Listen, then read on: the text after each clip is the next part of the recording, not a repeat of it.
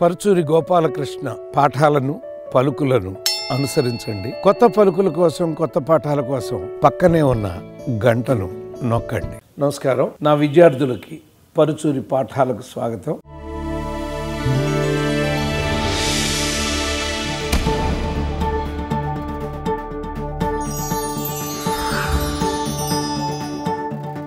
ఇవాళ 11th అవర్లో భాగంగా నరసింహనాయుడు బాలకృష్ణ గారిది ఆ సినిమా గురించి మాట్లాడుకుందాం. నరసింహనాయుడు కథ వినటానికి ముందు నేను ఇదే ఇంట్లో ఆ ముందు మా మామిడి చెట్టు కింద ఆ గ్రాస్లో అలా నడుస్తా అంటే గోపాల్ వచ్చాడు, బి గోపాల్ గారు వచ్చాడు.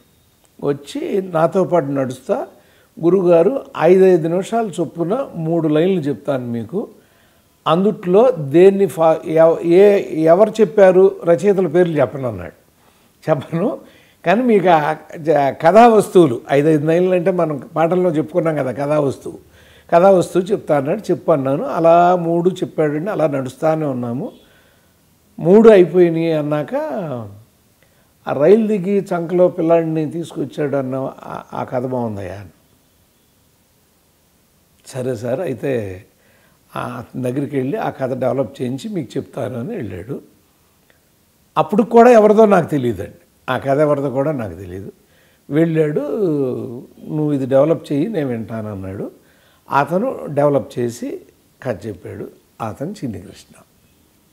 మీకు గుర్తుండి ఉంటుంది, ఫస్ట్ నేను ప్రెస్ మీట్లో అతని గురించి ఒక మాట వాడా. ఇవాళ మీకు చిన్ని కృష్ణలా కనపడుతున్నాడు, సినిమా రిలీజ్ అయినాక చాలా పెద్ద కృష్ణ అవుతాడు అని. నిజంగా అంతా అయ్యాడండి ఈ సినిమాతో. ఈ నరసింహనాయుడు కథ ఇప్పుడు మీరు చూసిన కథని సంపూర్ణంగా అతను చెప్పలేదండి. మీరు సింహంలో చూసినటువంటి పోలీస్ ఆఫీసర్ కథను ఇంకో రకంగా చెప్పాడు. అంటే వెరీ పవర్ఫుల్ పోలీస్ ఆఫీసర్ కథలాగా ఒక ఐపీఎస్ ఆఫీసర్ కథ చెప్పగానే గోపాల్ గారు అన్నాడు, నాకు ఫస్ట్ హాఫ్ బాగుంది, రౌడీ ఇన్స్పెక్టర్ కంటే గొప్పగా బాలయ్య మీద నేను ఇంకా పోలీసు కాదు ఇంకెప్పుడు చేయలేను, అంతకంటే నాకు గొప్పగా లేదు చిన్ని కృష్ణ గారు, అందుకని మీరు నాకు ఇదేమన్నా మార్చి చెప్తే నేను ఇది తీసుకుంటాను, లేకపోతే లేదన్నాడు.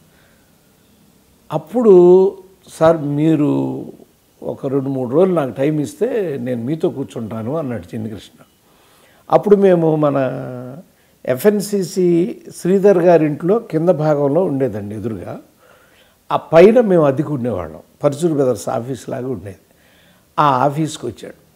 వచ్చి ఇంకేం తయారు చేయకుండా మర్నాడు వచ్చి ఓ పాయింట్ చెప్తానని గోపాల్ని కూడా పిలిచాడండి. ఓ పాయింట్ చెప్తానండి. ఏంటి చెప్పండి. సెకండ్ హాఫ్ పోలీస్ ఆఫీసర్ కదా పక్కన పెట్టేద్దామండి. నేను ఒక బీహార్లో ఒక ఇన్సిడెంట్ చూశాను, దాని మీద అలుగుతాను కదా. ఏంటంటే గ్రామస్తులు వాళ్ళ గ్రామం మీదకి జనం వచ్చి పడిపోతాడంటే వాళ్ళ నుంచి వాళ్ళని కాపాడుకోవడం కోసం ఇంటికి ఒక మనిషిని బలిపశువుగా ఇచ్చారు, అందులో ఒకడు హీరో అండి అన్నాడు. అనగానే గోపాలు అది డెవలప్ చేసి చెప్పకుండా నువ్వు ఇట్లా చెప్తే అట్టాగంటే నేను అన్నా, గోపాల్ అతను allow him, let him right first, రాస్తే కదా వస్తుంది అని. అప్పుడు 2-3 రోజులు మాతో కూర్చున్నాడండి. కూర్చున్నాక ఇప్పుడు మీరు చూసినటువంటి ఓపెనింగ్లో ఊరేగింపులు, ఆయన గుండెల మీద కాలేసి తొక్కి మాకు కట్టాలి, ఇదంతా మాకు వస్తుందని మోహన్ రాజు పాత్ర అనేటువంటివన్నీ వేసుకొచ్చాడు. చాలా బాగుంది, అద్భుతంగా తీసుకొచ్చాడు. అయితే మళ్ళీ ఈ కథలో ఒక భాగం అప్పుడు లేదండి, ఇది 3వ సిట్టింగ్లో కూడా అది లేదు. అదేంటంటే నువ్వు బలిదేవుడు అంటున్నావు, వీళ్ళ కోసం ఏం చేశాడో కనపట్టలేదు అని వెంకటేశ్వరరావు కూడా అన్నాడు. కరెక్ట్ గోపాల్ అడుగుతుంది. బలిదేవుడు అన్నప్పుడు బలిదేవుడుగా ఇతను రక్తం చిందించి ఆ ఊరి కోసం ఆల్రెడీ చంపేశావు, మోహన్ రాజు పాత్ర చచ్చిపోయేసరికి అయిపోయిందని నువ్వు అనుకుంటున్నావు, కానీ ప్రజెంట్ స్టోరీలో ఒకటి ఉండాలి కదా అని అడిగితే అప్పుడు మీకు ఒళ్ళు గగురు పొడిచేలాగా మీ అందరికీ నచ్చిన ఎపిసోడు ఆ రైల్వే స్టేషన్లో ఫైట్, అన్నయ్యని కాపాడేది, అప్పుడు చిన్ని కృష్ణ క్రియేట్ చేసి ఇచ్చాడు. అన్నీ అతనేనండి, ప్రతిదీ మనం అడిగితే అతను చేసి ఇచ్చాడు, అద్భుతంగా చేసి ఇచ్చాడు చిన్ని కృష్ణ. అలా ఒక అద్భుతమైనటువంటి స్క్రిప్టు అప్పుడు తయారైంది. తయారవుతూ ఎంతవరకు చెప్పారండి బాలకృష్ణ గారు, అంతవరకే విన్నారు. ఆ తర్వాత క్లైమాక్స్ చిన్ని కృష్ణ ఆయన మ్యారేజ్ గురించి చెప్పబోతే మ్యారేజ్ కాకుండా ఇంకేదైనా చెప్పండి అన్నాడు. అన్నాక తర్వాత నేను చిన్ని కృష్ణ దగ్గర ఇప్పుడు మీరు చూసిన క్లైమాక్స్ని బాలయ్య బాబు దగ్గరికి వెళ్ళి, బాబు బాగుంది కదా, ఎందుకు వద్దన్నావు అన్నా. ఏమంటే అంత ముందే నా భార్య అంత భయంకరంగా విలన్స్ పొడి చేసి చంపేశారు, ఆ రక్తపు చేతులతో ఆ బిడ్డను నా చేతిలో పెట్టింది, ఆవిడ్ని మర్చిపోయి టక్కుమని నేను పెళ్ళికి వెళ్ళటం ఏంటండి. మీకు ఎప్పుడో ఒకసాట ఏ వీడియోలో చెప్పాను కానీ ఇది ఎలా దీన్ని సమర్థించుకోవాలని వెంకటేశ్వరరావు గారికి ఫోన్ చేశానని మీకు చెప్పుంటా. ఆ వెంకటేశ్వరరావు అప్పుడు డైలాగ్ అందించాడండి. అంటే ఊరి కోసం మోహన్ రాజుని చంపావు, అన్నయ్యల కోసం భార్యనే పంపించేశావు, తండ్రి కోరాడని ఊరే వదిలిపెట్టి వెళ్ళిపోయావు, ఎంతమందికి ఇన్ని చేసిన వాడివి, ఆ పసిబిడ్డకు తల్లిని తెచ్చిపెట్టలేవా. ఇది చెప్పగానే బాలయ్య బాబు ఇప్పుడు ఓకే అండి, అంటే నా కోసం కాదు అని. దాని మీద డెవలప్మెంటే మళ్ళీ ఎండింగ్లో కూడా ఆ అమ్మాయి అప్పుడు చేశాడు మళ్ళీ చిన్ని కృష్ణ.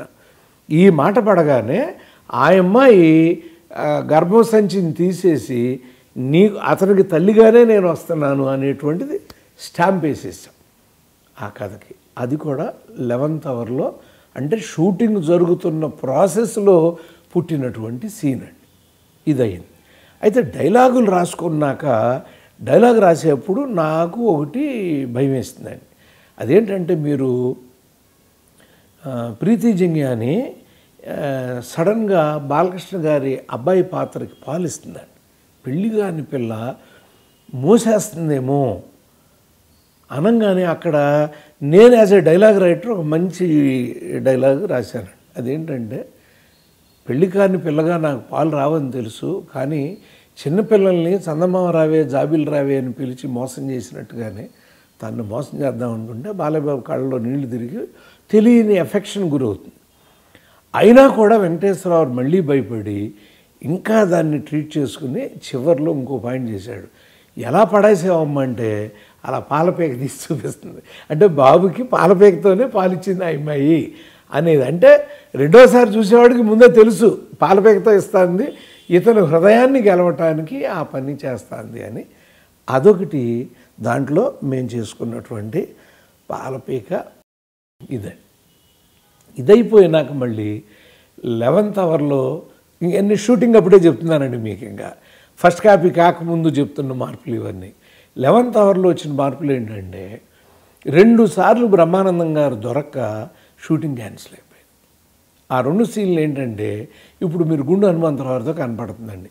ఒకటి ముఖేష్ ఋషి గారి ఇంటికి వెళ్ళి శుభలేఖ లగ్నపత్రిక చదివినిపించేది, అందులో బ్రహ్మానందం గారు ఉండరు, గుండు హనుమంతరావురే చదువుతాడు. మళ్ళీ రెండోది ఈ అమ్మాయి గుడి దగ్గరికి వస్తే గుండు హనుమంతరావు వీళ్ళందరూ నాగదేవతను చూపిస్తామంటే ముఖేష్ ఋషి బాబు కంటి చూపుతో చంపేసే సీను. ఆ సీన్ రెండిట్లోనూ ఆగిపోయి ఉన్న 2 సీన్లోనూ గుండు హనుమంతరావుతో తీసేయి, ఇక లేకపోతే మనకి లేట్ అయిపోతున్నాము, రిలీజ్కి వెళ్ళాలి కదా అని అనుకుంటే అప్పుడు ఇక అలా నిర్ణయం తీసుకున్నామండి.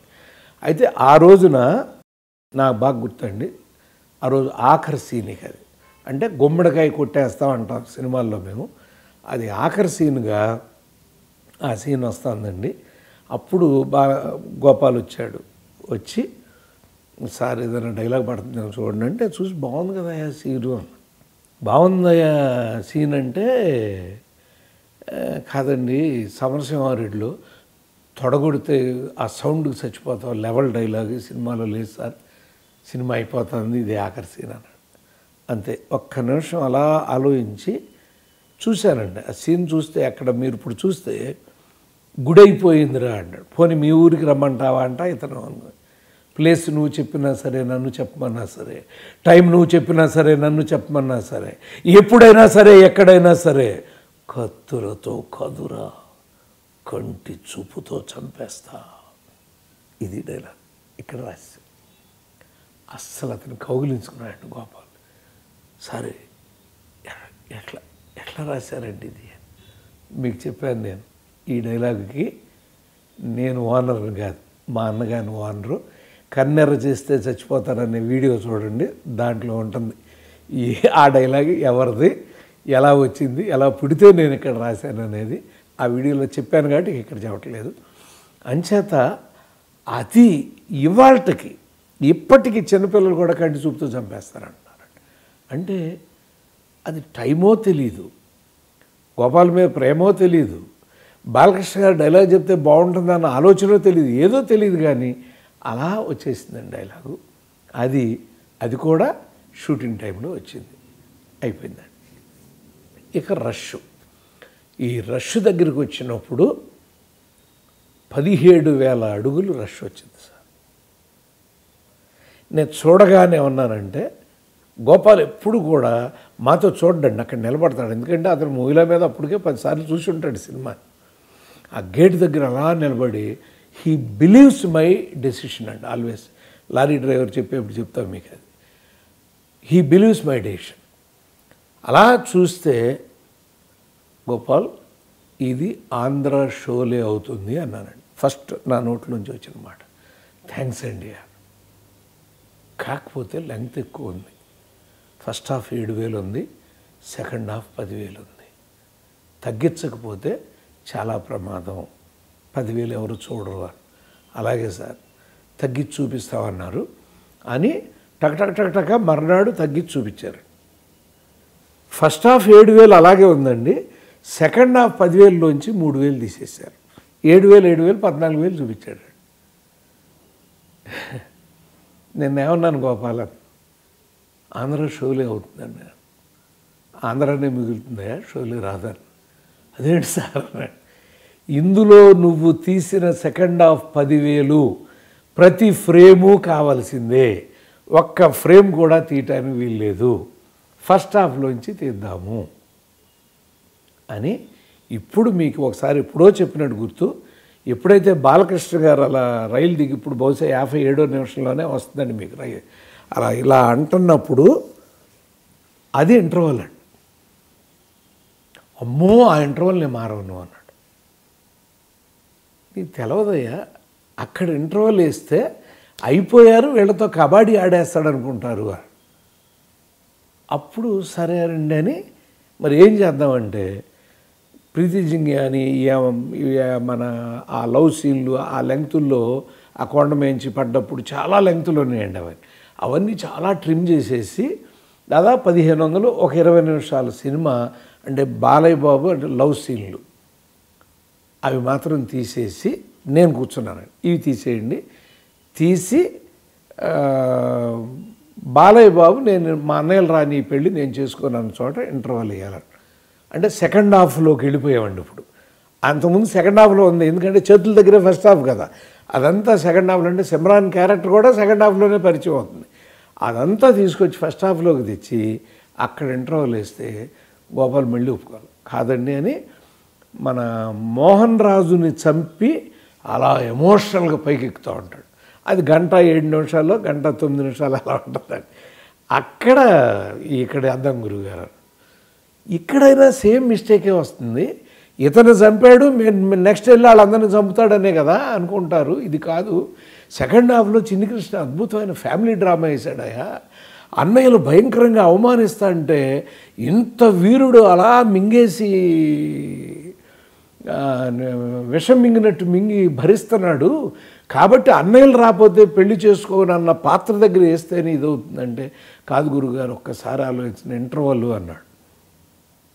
చెప్పా, మీకు నాకు గోపాల్కి మధ్య ఎప్పుడు ఒక వర్డ్తో నేను అతన్ని కన్విన్స్ చేసుకుంటానండి. గోపాల్ ఇంటర్వల్స్ ఎప్పుడు, నేను ఫోన్ చేస్తే ఇది గుర్తు చేశాడు అతను నాకు, ఈ మాట మీరు అన్నాకే నేను ఒప్పుకున్నానండి. ఇంటర్వల్స్ ఎప్పుడు సినిమాలను ఆడించవు, సెకండ్ హాఫ్లు మాత్రమే ఆడిస్తాయి, ఇది గుర్తుపెట్టుకోండి. అక్కడ కనెక్ట్ అయ్యాడు. అదంతా తీసాం. నిజంగా బాలకృష్ణ గారికి హెడ్స్ ఆఫ్ అండి. అంటే తను హీరోయిన్ సీన్లు ఎందుకు తీశారని కూడా అడగల.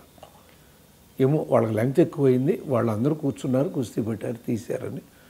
ఫస్ట్ కాపీ చూసినప్పుడు కూడా ఆ చిన్ని కృష్ణ వీళ్ళందరికీ లోపల టెన్షన్ అవన్నీ పోయినాయి. అక్కడ ఇంటర్వల్ పడితే బాగుంటుందనే పాపం చిన్ని కృష్ణ చివరిదాకా పోరాడేవాడు. బాలయ్య అప్పుడు కేరళ వెళ్తున్నారండి ఏదో షూటింగ్కి. బాబు మీ కేరళ మీ సెల్ ఫోన్ కనుక ఫైన్ చేస్తే నేను ఫోన్ చేసి చెప్తాను, సినిమా రికార్డులు సృష్టిస్తుందంటే ఐ బిలీవ్ యూ అని వెళ్ళిపోయారండి ఆయన. నిజంగా మర్నాడు రిలీజ్ అయింది. మీకు తెలుసు. ఇక రిలీజ్ అయినాక ఆ చరిత్ర ఏంటో మేము చెప్పక్కర్లా. ఎందుకంటే దేవి థియేటర్లో నేను గోపాలు పొరపాటుగా సినిమా చూడటానికి వచ్చి సినిమా అయిన తర్వాత గేటు దగ్గర రావడానికి 1:20 నిమిషాలు పట్టిందండి మా ఇద్దరికి. ఆ జనంలో, ఆ కేకలు, ఆ కౌగిలింతలు, అంటే బాలయ్య అభిమానులు ఎంత ప్రేమించారా ఆ సినిమాని, నరసింహనాయుడు సినిమాని. కాబట్టి అండి మనం మీకు ఒకసారి నేను స్క్రీన్ ప్లే చెప్తూ చెప్పా. ఆయన ఎవరో ఆ డైరెక్టర్ నాకు గుర్తులేడు, కానీ మూవీల దగ్గర డైరెక్టరు కత్తెర పట్టుకుని కూర్చోకూడదు, గొడ్డలి పట్టుకుని కూర్చోవాలి. తను తీసిన ప్రతి ఫ్రేమ్ మీద తనకు ప్రేమ ఉంటుంది. కథకి అడ్డం వస్తుంటే గొడ్డలు పెట్టి నిర్దాక్షిణ్యంగా అది నరికేయాలి అని చెప్పాడు. అంత నిర్దాక్షిణ్యంగా అది నరికి మీకు పంపించబట్టే నరసింహనాయుడు చరిత్ర సృష్టించింది. ఒక అద్భుతమైనటువంటి పేరు. బాలయ్య, పరశు బ్రదర్సు, బి గోపాలు, మాతో పాటు చిన్ని కృష్ణ కలిశాడు. అతను కూడా కలిపి ఒక అద్భుతమైనటువంటి విజయాన్ని మేము పొందగలిగాం.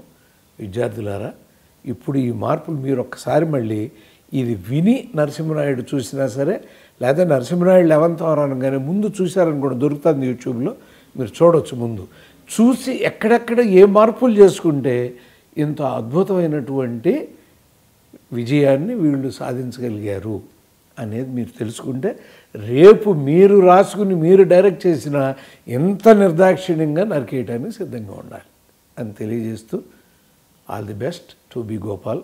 బాలకృష్ణ గారు, చిన్ని కృష్ణ గారు, మీతో చేసిన ఈ అద్భుతమైన సినిమా మాకు కూడా చాలా మంచి పేరు తెచ్చిపెట్టింది.